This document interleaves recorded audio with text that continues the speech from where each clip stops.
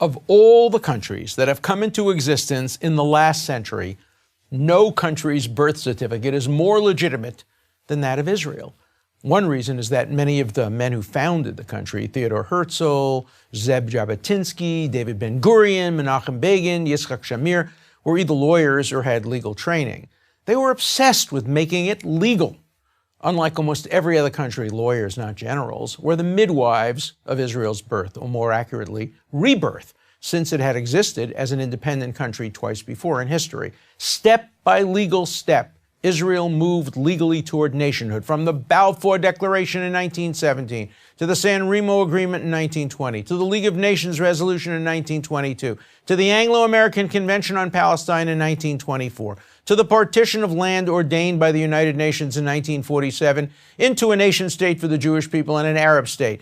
Yet immediately upon its lawful establishment in 1948 as the nation-state of the Jewish people, Israel was illegally attacked by all the surrounding Arab states, as well as by elements of the local Arab population.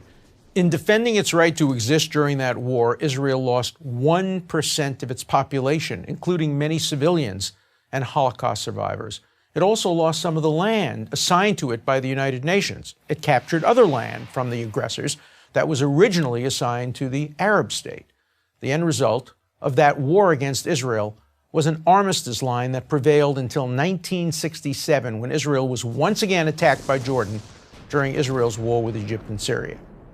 Between 1948 and 1967, despite the armistice, Arab terrorists continued to infiltrate Israeli borders and to injure and kill Israeli citizens. That was part of an official policy by the surrounding governments and by leaders of local Palestinian groups. All of it was in violation, obvious violation of international law. Following the establishment of Israel, a transfer of populations occurred. Several 100,000 Arabs who fled from Israel during the War of Independence were not allowed to return.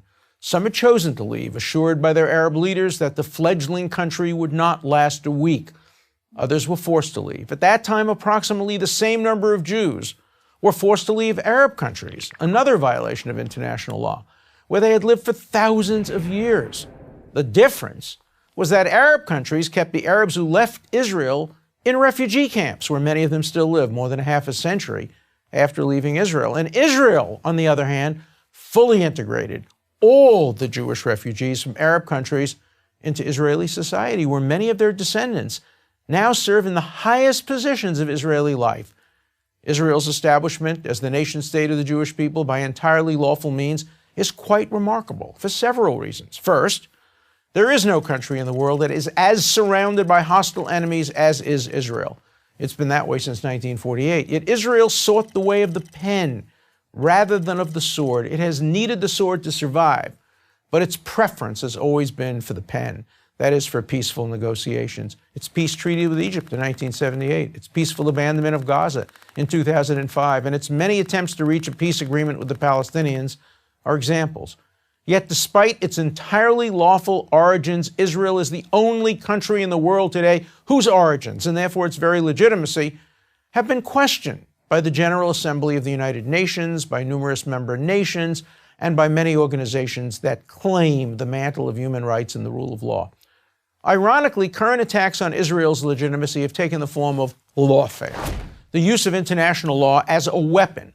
Any fair tribunal that judged Israel by universal standards would reject such attacks out of hand. But alas, international courts like the UN itself have been packed by those bitterly antagonistic to the nation-state of the Jewish people. For example, the misnamed International Court of Justice refuses to acknowledge that Israel, a country that deals with terror attacks and the threats of terror attacks on a regular basis, has any special security needs. As I've demonstrated, this phenomenon, questioning the very right of Israel to exist as the nation-state of the Jewish people, cannot be explained on legal grounds or on any other rational basis for that matter. So then, how can this worldwide attack on Israel alone be explained?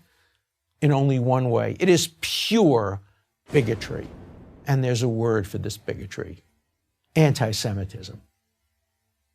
If you have a better explanation for why the one country in the world whose right to exist is denied is also the one country that is the nation-state of the Jewish people, I ask you, what is it?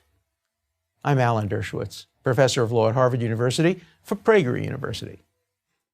Join Prager University. Click here to subscribe to our YouTube channel. Click here to sign up for free at PragerU.com for quizzes, contests, and prizes.